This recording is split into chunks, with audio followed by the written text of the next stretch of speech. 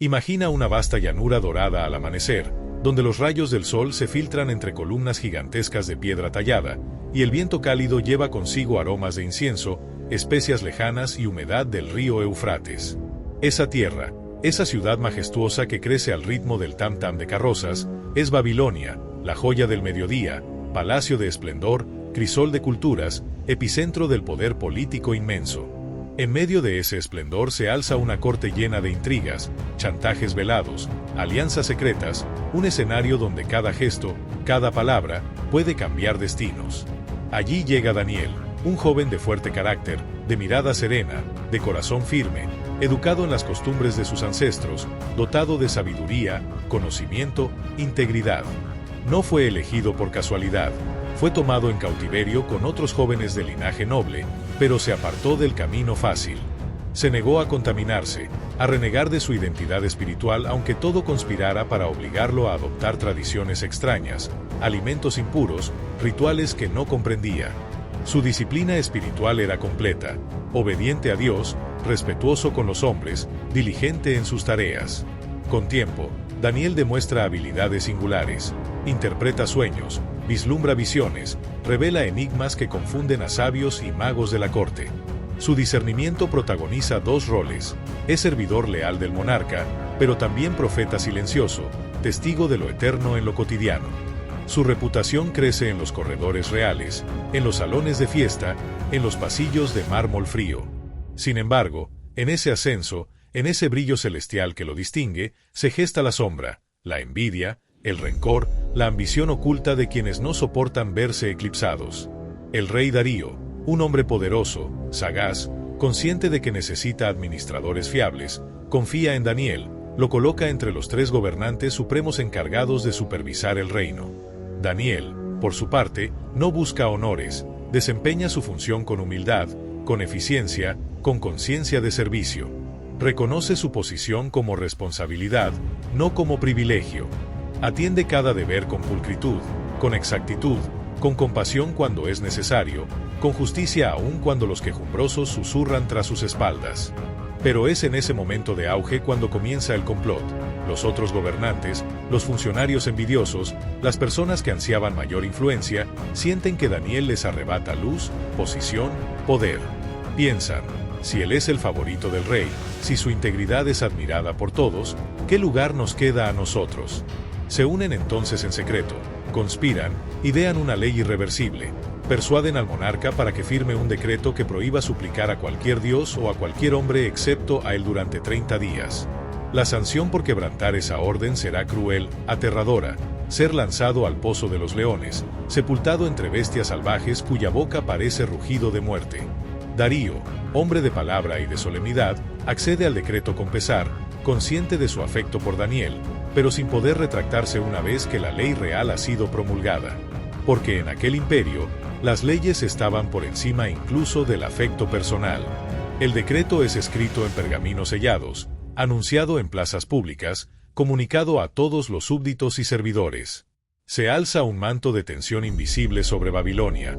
Muchos guardan silencio, otros sienten temor, algunos rezan en secreto. Daniel, fiel y consistente, sabe del edicto. Conoce la orden inquebrantable. Podría callarse, podría acatar para salvaguardar su vida, podría negociar, podría esconderse, pero no lo hace. Su lealtad espiritual es demasiado fuerte. 3 veces al día, como solía hacerlo, abre sus ventanas hacia Jerusalén, se arrodilla, se humilla, eleva su voz en plegaria, en alabanza, en agradecimiento, en súplica, en confesión. No calla, no vacila. Frente a Dios no hay decreto humano que lo obligue a negar su devoción. Los conspiradores lo denuncian ante el rey, trayendo el testimonio preciso, lo sorprenden orando. Darío, consternado, se aferra al afecto por Daniel, pero también está encadenado por la ley. En el ocaso de la mañana siguiente, Daniel es conducido al foso de los leones. Allí abajo, en esa boca cavernosa de piedra, la oscuridad se mezcla con el hedor, el eco de rugidos, la amenaza latente. No hay camas suaves, no hay luz tenue, solo el frío implacable de los muros y la ansiedad del corazón. Darío pasa la noche en vigilia angustiosa. Sus sueños están agitados por remordimiento, por temor, por la idea de que podría haber otra salida. Recorre su aposento sin reposo, llama a sus consejeros, indaga si hay alguna ley capaz de revocar el decreto, pero descubre que fue escrita, sellada, refrendada según el protocolo más rígido. No hay marcha atrás. Cuando la luz vuelve a asomar, el rey se dirige al pozo como quien va hacia su propia culpa. Su voz tiembla al gritar: Daniel, siervo del Dios viviente, tu Dios ha logrado rescatarte de las fauces de los leones. El silencio pesa unos instantes. Luego una voz, clara, fuerte, serena se eleva desde las tinieblas. Mi Dios envió a su ángel, cerró la boca de los leones, y no me hicieron daño, porque ante él fui hallado inocente, y ninguna falta se encontró en mí. Daniel emerge, delgado quizá, pero intacto, sin herida, sin cicatriz, salvo tal vez la marca invisible de la prueba vivida. El rey, conmovido hasta lo más hondo de su ser, da orden de sacar al prisionero. Los leones, que parecían hambre, furia y amenaza, permanecieron quietos, como si una fuerza mayor hubiese detenido sus instintos. Daniel se elevará sobre la adversidad, victorioso. Y los conspiradores, aquellos que urdieron su caída, caerán de igual modo. El rey manda que sean lanzados ellos, junto con sus familias, al mismo pozo, sus cuerpos se hunden en la oscuridad, su destino se convierte en advertencia eterna. Aquel día, Babilonia escucha no solamente un sonido de león, sino un rugido de fe, de esperanza, de justicia divina.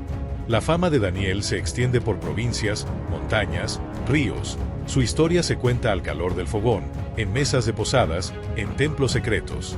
El rey Darío emite un edicto nuevo, un decreto que alcanza a todo su reino y a todos los reinos vecinos.